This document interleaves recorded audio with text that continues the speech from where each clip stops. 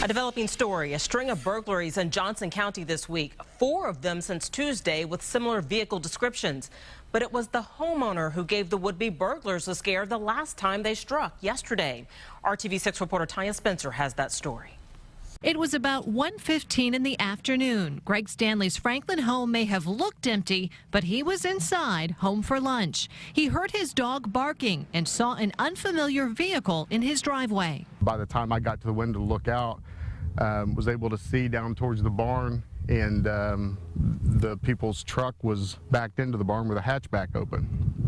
And you know, that's never a good situation. So went to the safe. You know, it takes a few minutes to unlock the safe and get my firearm out. And by the time I came out, they were nowhere to be found. Stanley thinks a passing neighbor may have scared them off temporarily. He noticed the lock on his barn was gone. He drove around looking for the gray SUV.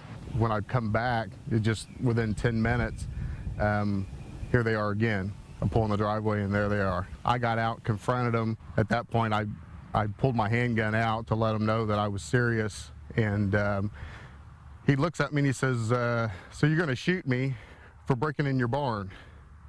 And I didn't answer that question, but I told him to turn his ignition off. Instead, the car sped off. Stanley shot out a tire as the men left. It never crossed my mind to actually shoot them. I was just trying to stop them and get some justice and you know, maybe slow down some of the crime. The 2 men were last seen taking off, heading back toward I-65 on Whiteland Road in that gray SUV. If you know anything about who they are, call the Johnson County Sheriff's Department. Reporting in Johnson County, Tanya Spencer, RTV6.